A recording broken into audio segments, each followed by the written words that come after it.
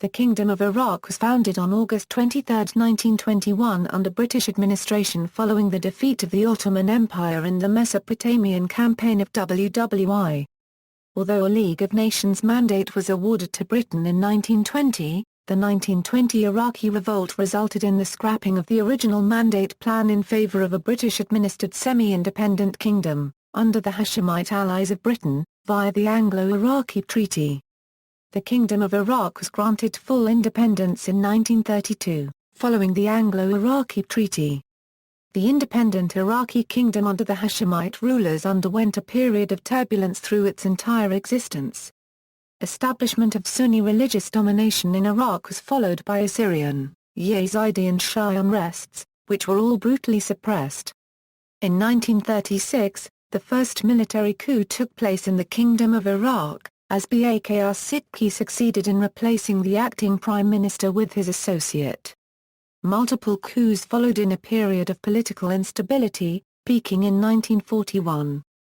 During World War II, the Iraqi regime of Regent Abd al-Allah was overthrown in 1941 by the Golden Square officers, headed by Rashid Ali. The short-lived pro-Nazi government of Iraq was defeated in May 1941 by the Allied forces in the Anglo-Iraqi War.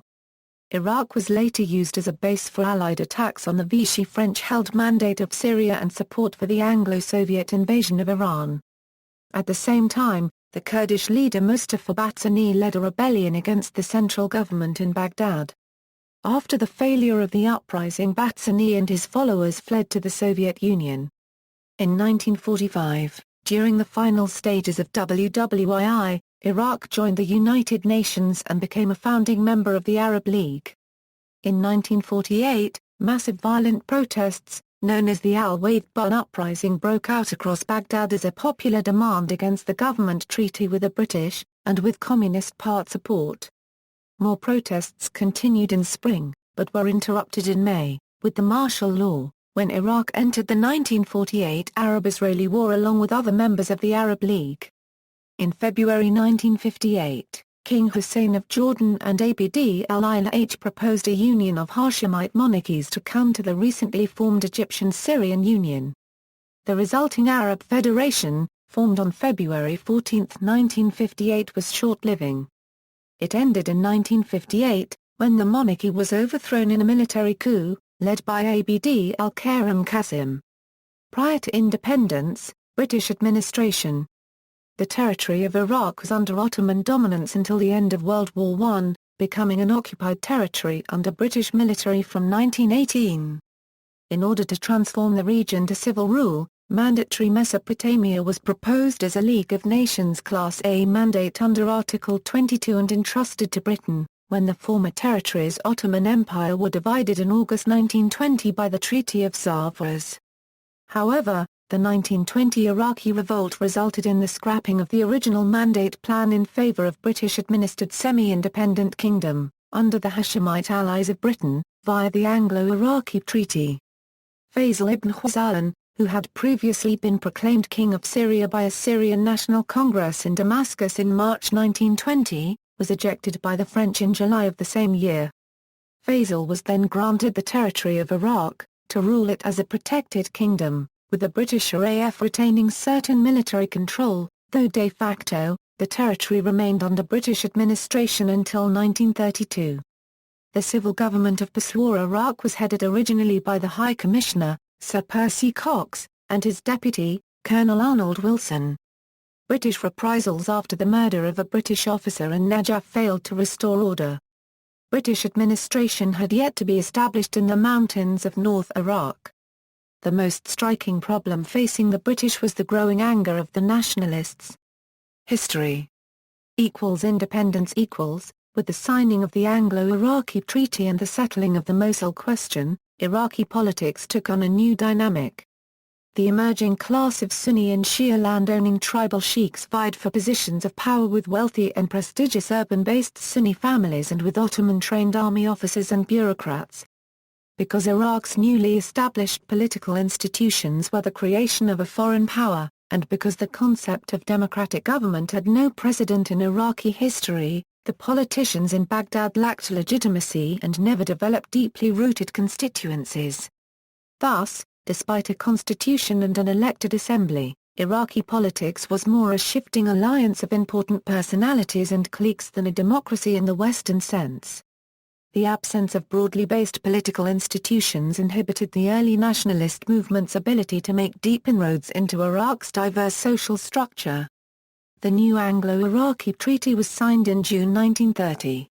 It provided for a close alliance, for full and frank consultations between the two countries in all matters of foreign policy, and for mutual assistance in case of war. Iraq granted the British the use of air bases near Basra and at El Habaniyah and the right to move troops across the country. The treaty, of 25 years' duration, was to come into force upon Iraq's admission to the League of Nations. This occurred on October 3, 1932. In 1932, the Kingdom of Iraq was granted independence under King Faisal. However, the British retained military bases in the country. Iraq was granted official independence on October 3, 1932 in accordance with an agreement signed by the United Kingdom in 1930, whereby the United Kingdom would end its effective mandate on the condition that the Iraqi government would allow British advisers to take part in government affairs, allow British military bases to remain, and a requirement that Iraq assist the United Kingdom in wartime. Strong political tensions existed between Iraq and the United Kingdom even upon gaining independence. After gaining independence in 1932, the Iraqi government immediately declared that Kuwait was rightfully a territory of Iraq, as loosely been under the authority of the Ottoman Vilayet of Basra for centuries until the British had formally severed Kuwait from the Ottoman influence after World War I and thus stated that Kuwait was a British imperialist invention. Political instability and army coups, 1933–1941 After Faisal died in 1933, King Ghazi reigned as a figurehead from 1933 to 1939, when he was killed in a motor accident. Pressure from Arab nationalists and Iraqi nationalists demanded that the British leave Iraq, but their demands were ignored by the United Kingdom.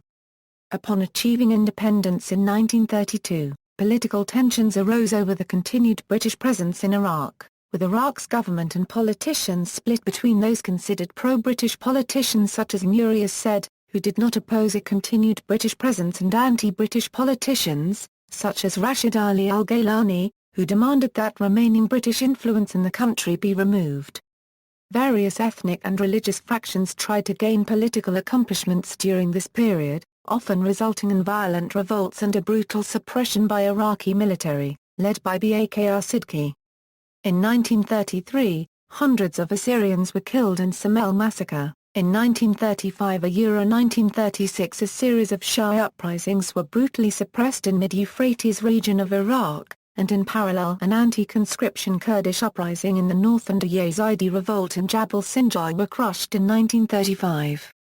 Throughout the period political instability led to exchange of numerous governments. Bakr Sidqi himself ascended to power in 1936, following a successful coup d'état. From 1936 to 1941, 5 coups by the Iraqi army occurred, led by the chief officers of the army against the government to pressure the government to concede to army demands. Anglo-Iraqi War and Second British occupation The 1941 Iraqi coup d'état overthrew Nuri as-Said and placed Rashid Ali al-Gaylani as prime minister of a pro-Nazi government.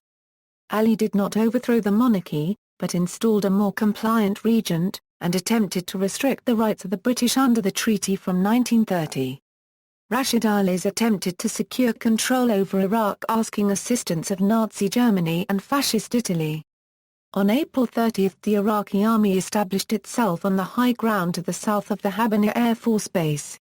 An Iraqi envoy was sent to demand that no movements either ground or air were to take place from the base.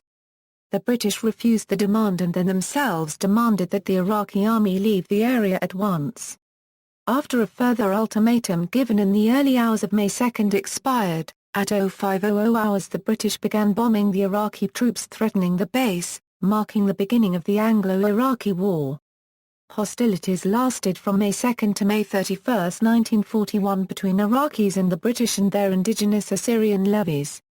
the British would continue to occupy Iraq for many years afterwards. In the aftermath of the Iraqi defeat, a bloody Fahud massacre broke out in Baghdad on June 2, initiated by the Fatuwa youth and Rashid Ali's supporters, resulting in deaths of some 180 Jews and heavy damage to the Jewish community. 1941 1958 After the Anglo-Iraqi War ended, Nuriez said returned as prime minister and dominated the politics of Iraq until the overthrow of the monarchy and his assassination in 1958. Nuriez said pursued a largely pro-Western policy during this period. Republic declared, the Hashemite monarchy lasted until 1958, when it was overthrown through a coup d'état by the Iraqi army, known as the 14th July Revolution. King Faisal II along with members of the royal family were executed. The coup brought Abd al-Karim Qasim to power. He withdrew from the Baghdad Pact and established friendly relations with the Soviet Union. See also, List of Kings of Iraq, Republic of Iraq, History of Iraq, San Remo Conference. The conference among victorious Allied powers that partitioned the Ottoman Empire led to the Kingdom of Iraq. References. External links, Constitution of the Kingdom of Iraq.